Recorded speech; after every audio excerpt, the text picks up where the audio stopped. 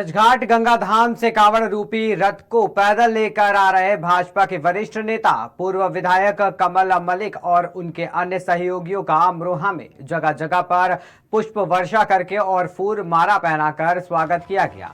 बता दें कि इस मौके पर पूर्व विधायक कमल मलिक के साथ उनके सहयोगियों के साथ साथ अमरोहा जनपद के वरिष्ठ पत्रकार और रजिस्टर्ड प्रेस क्लब अमरोहा के अध्यक्ष विनीत कुमार अग्रवाल भी मौजूद थे और उन्होंने भी भोलेनाथ के इस पवित्र रथ को जोया मार्ग से श्री वासुदेव तीर्थ तक पैदल खींचा।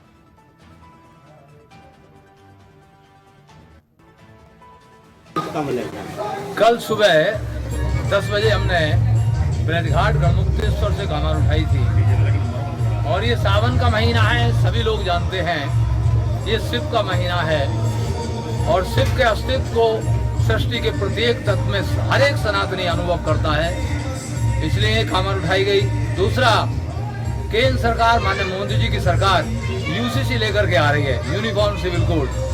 बहुत लंबे समय से लोकतांत्रिक इतिहास में किसी सरकार ने मुस्लिम बहनों को न्याय देने का काम नहीं किया और हमारी कामना है कि हमारी कांवड़ के बाद यूसीसी आए और मुस्लिम बहनों को उनका न्याय मिले, इसलिए हम ये कांवड़ लेकर के आए हैं। कल सुबह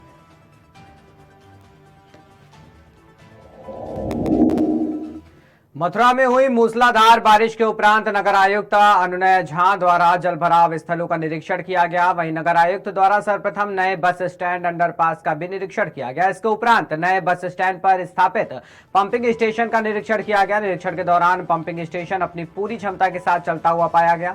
इसके उपरांत बीएसए कॉलेज रोड पर जलभराव का निरीक्षण हुआ। मौके पर उपस्थित नगर निगम के क्षेत्रीय स्वास्थ्य अधिकारी और जलकल विभाग के अधिकारियों को आवश्यक दिशा निर्देश प्रदान किए गए।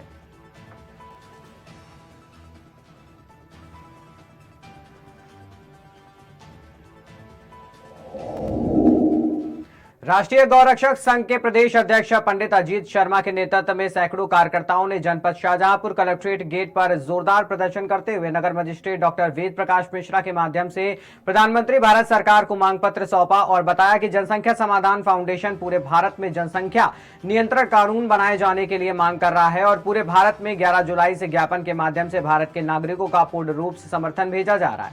उन्होंने ये भी कहा कि भारत देश में लगातार बढ़ती जनसंख्या बहुत ही खतरनाक साबित हो सकती है, इसलिए भारत देश को विकसित देश बनाने के लिए जनसंख्या नियंत्रण कानून लागू करना अति आवश्यक है। यदि ऐसा नहीं होता है तो विशेष समुदाय की बढ़ती जनसंख्या एक दिन गृह युद्ध करने की स्थिति में आ जाएगी। कर रहे हैं, क्या वजह है?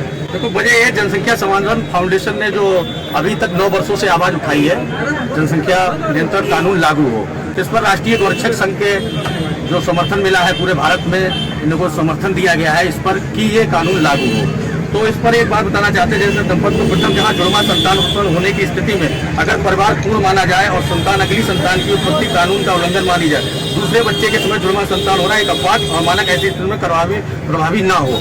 दूसरी बात, अगर 2 बच्चे हैं, अगर तीसरा बच्चा अगर होता है, अगर तीसरा बच्चा हो जाता है तो उनको पति पत्नी को जेल में डाला जाए 10 साल के और चौथे बच्चे की कभी सोचने में ऐसे स्वप्न में भी उनको ना आए। यही आज लोगों को कैसे समझाएंगे जो लोग अभी भी नहीं समझ रहे इस चीज को? देखो, उनको समझना पड़ेगा, क्योंकि एक बात बताइए, अगर जितनी चादर है उतनी तो पैर फैलाने चाहिए। अगर ज्यादा पैर फैलाओ, ज्यादा बच्चे पैदा कर दो खाने के लिए कुछ नहीं, तो उससे क्या है? उससे तो अगर देखा जाए तो एक तरीके से गृह युद्ध चालू होने वाला है। तो एक तरीके से एक दूसरे को खा जाएंगे, एक दूसरे को मार डालेंगे। तो ये जंग कहाँ तक रहेगी आप लोग? ये दिल्ली तक है। माननीय प्रधानमंत्री संबोधित आज ज्ञापन दिया जिलाधिकारी महोदय को और इसका 22 सितंबर तक हमारा जारी रहेगा। 23 सितंबर को अगर ये हमारा कानून नहीं लागू होता है तो हम लोग अनिश्चित काल के लिए धरना प्रदर्शन कर रहे हैं। कैसे बोकारो के सेक्टर 1 में स्थित हंस मंडप में आग लग गई। आग ने ऐसा भयंकर रूप लिया कि पूरे हंस मंडप को जलाकर खाक कर दिया। मौके पर 5 अग्निशमन की गाड़ियां आग बुझाने में जुटी। आपको बताते चलें कि यह हंस मंडप जो शादियों और पार्टियों के लिए बुक होता था और बोकारो में इसकी एक पहचान थी, लेकिन अज्ञात कारण से आग लगी जिसका अभी तक कोई पता नहीं चल पा रहा है। आपको बताते चले कि किसी हंस मंडप में इस्कॉन का मंदिर भी है जो पूरी तरह जलकर खाक हो चुका है। जगन्नाथ दास ने कहा कि कांग्रेस के 2 नेता द्वारा इस कांड की साजिश रची गई है।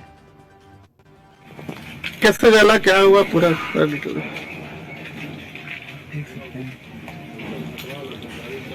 हरे कृष्ण। मैं इस्कॉन मंदिर से का यहाँ का संचालक करते या प्रभारी जो भी बताया, ये और आज सुबह में किसी ने मंदिर को ये जलाया और आप देख सकते हैं पूरा मंदिर जल गया है, राख के हुए, कुछ नहीं बचा है। सद्भाग्य से भगवान के विग्रह को हम बाहर लेके आ पाए, उसको छोड़ के यहाँ पे कुछ भी नहीं बचा है। तो कैसे आग कैसे लगा है? ये लगा है कुछ तत्व काफ़ी समय से परेशान करते हैं। कौन है बोला?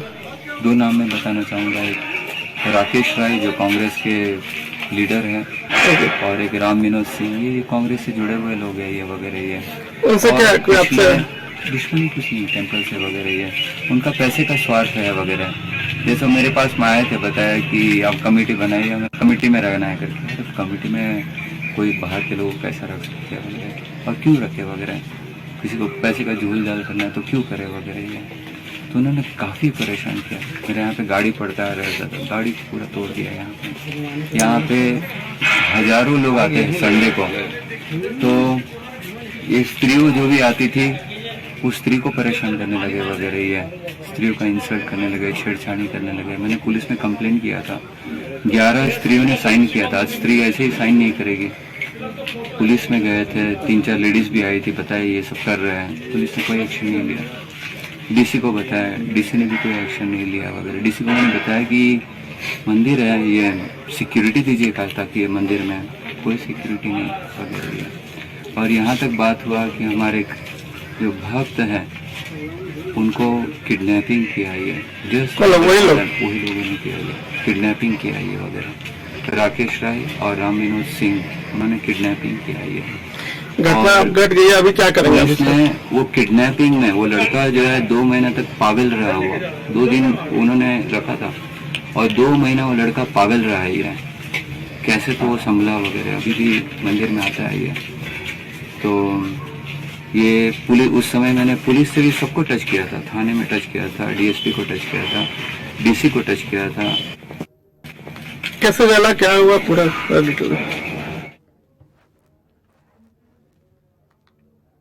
क्या नाम है आपका?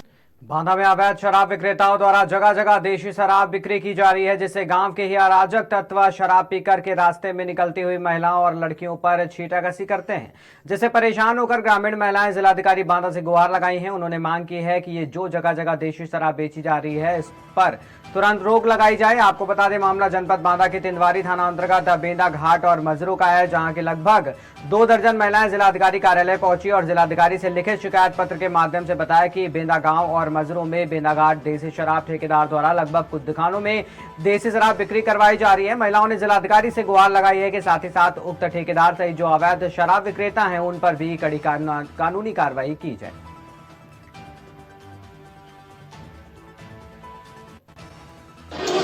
क्या नाम है आपका? ये बताइए कहाँ से आई हैं आप? अच्छा, किस समस्या को लेकर के आज आप लोग यहाँ पर आए हो? क्या होता है? दारू पीते हैं, मारपीट करते हैं, दुकानों में दारू बिकती है और घर के आदमी पी के आते हैं तो गाली देते हैं, बच्चों को मारते हैं, घर से बाहर निकाल देते हैं बरसात में। अच्छा, तो ये बताइए शराब कहाँ बेची जाती है वहाँ? गाँव की दुकान में बेची जाती है। अच्छा, किसके द्वारा बेचवाया जाता है वहाँ पर? अंदर का ठेकेदार। ठेकेदार। अच्छा, जौहरपुर के ठेकेदार, क्या उनका कोई नाम है? तो इसके पहले आप लोगों ने थाना या चौकी में कहीं कॉपी दी थी? कोई सुनवाई नहीं हुई। तो क्या आप लोगों ने इसके पहले कॉपी वगैरह कहीं शिकायती पत्र दिया था? एक बार आए थे तो कोई सुनाई नहीं हुई। अच्छा, पुलिस को अगर आप लोग आवेदन देते हैं उस पर पुलिस का क्या कहना होता है? पुलिस थानेदार सब मिले हैं, पुलिस थाना न चौकी सब मिले हैं। और किस तरह की मांग चाहते हैं आप? हम ये चाहते हैं कि दारू बंद हो जाए। ठीक ना, क्या नाम है आपका? कहाँ से आई हैं आप? बेंदा से। बेंदा से। ये बताइए किस तरह की समस्या लेकर के आप लोग आए हुए? समस्या लेकर आई है। क्या होता है वहाँ पर?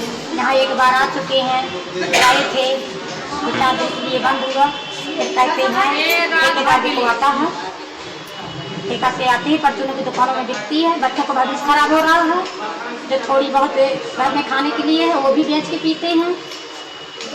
तो क्या आपको क्या लगता है कि पुलिस हमें भी यही उसमें लगता है कि दारू कुल मिला के बंद हो जाए।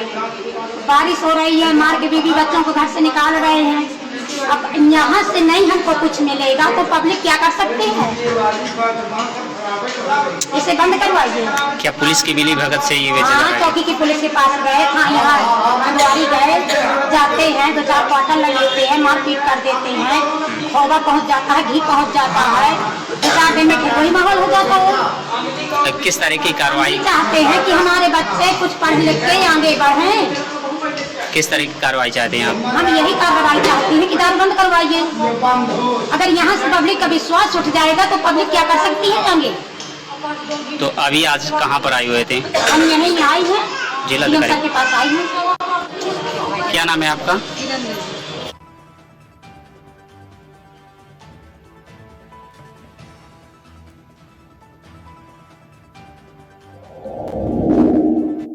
आगरा में स्वास्थ्य विभाग ने जागरूकता रैली निकाली। बता दें, जनसंख्या दिवस पर रैली का आयोजन किया गया। वहीं प्रोफेसर एसपी सिंह बघेल, राज्य मंत्री चिकित्सा स्वास्थ्य और परिवार कल्याण, भारत सरकार के द्वारा रैली को हरी झंडी दिखाई गई। वहीं प्रोफेसर एसपी सिंह बघेल ने जनसंख्या नियंत्रण कानून को लेकर कानून में संशोधन को लेकर बात कही।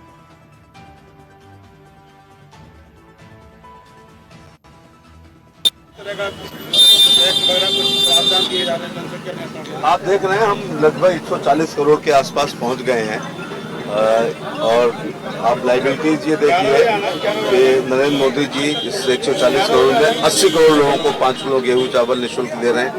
11 करोड़ लोगों का प्रधानमंत्री शहरी ग्रामीण आवास बनाया गया। 9 करोड़ इसी जनसंख्या में 9 करोड़ लोगों को गैस का सिलेंडर दिया जा रहा है। 11 करोड़ किसानों को 2000 की 3 किस्तें दी जा रही हैं। कई करोड़ लोगों को विधवा विकलांग वृद्धावस्था पेंशन दी जा रही है। तो बढ़ती हुई जनसंख्या में अशिक्षा के कारण अगर गरीबी है तो गरीब कल्याणकारी योजनाएं चलाई जा रही हैं। देश काल परिस्थितियों के अनुसार संविधान में भी संशोधन हुए हैं। दुनिया में कई देशों ने अपनी जनसंख्या को नियंत्रण करने के लिए कानून बनाए हैं और जब नियंत्रित हो गई है तो ढील भी दी है। चाइना इसका सबसे बड़ा उदाहरण है कि वो बीच बीच में स्ट्रिक्ट नियंत्रण करता है। कभी कभी तो 1 बेबी पर आ जाते हैं, कभी 2 पे आ जाते हैं। तो जब जैसी परिस्थिति होती है उसके अनुसार कानून में सख्ती और कानून में ढील भी होनी चाहिए। जनसंख्या नियंत्रण कानून बनना चाहिए। देश काल परिस्थितियों के अनुसार कानूनों में परिवर्तन आए हैं और आवश्यकता आविष्कार की जननी है।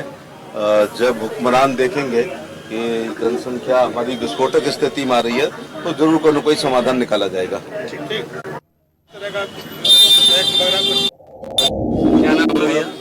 आगरा थाना शाहगंज क्षेत्र में गोवर्धन बेकरी की बिल्डिंग हुई धराशायी। वहीं गोवर्धन बेकरी संचालक सभी को ये बता रहे हैं कि बिल्डिंग अपने आप धराशायी हुई है, जबकि सूत्र के मुताबिक गोवर्धन बेकरी की बिल्डिंग में बने बेसमेंट में निर्माण कार्य चल रहा था। बेसमेंट में निर्माण कार्य कराने के दौरान बिल्डिंग धराशायी हुई। बिल्डिंग के धराशायी होने से 2 युवक घायल हुए।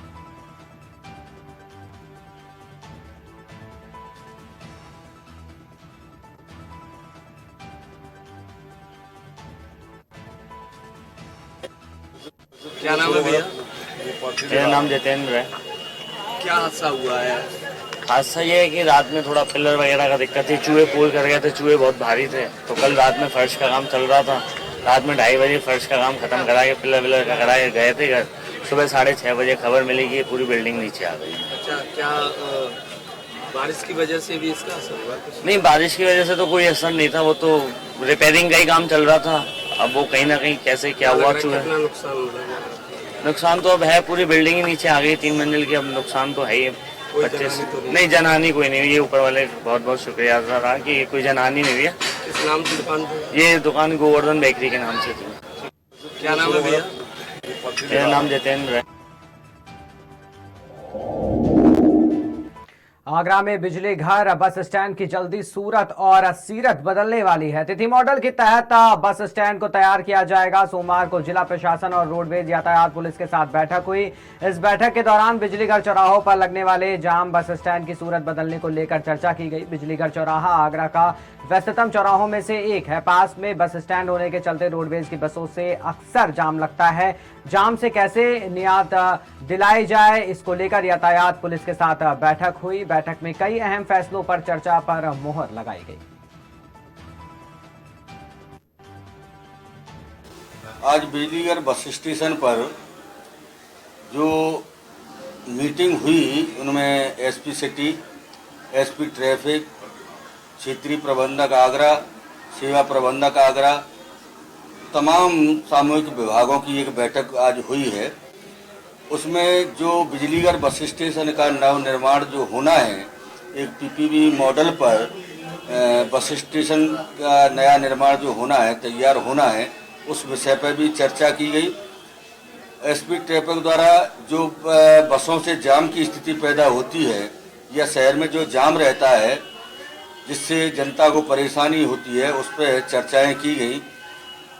तमाम अधिकारियों ने जन सुविधा के लिए यहाँ चर्चाएं हुई हैं और उसमें तय हुआ है कि ट्रैफिक जाम न हो, जनता को असुविधा न हो, इसके लिए परिवहन विभाग ही अपनी एक टीम गठित करेगा और ट्रैफिक विभाग भी अपनी एक टीम गठित करेगा, जिससे जनता को ट्रैफिक के जाम से निजात मिल सके।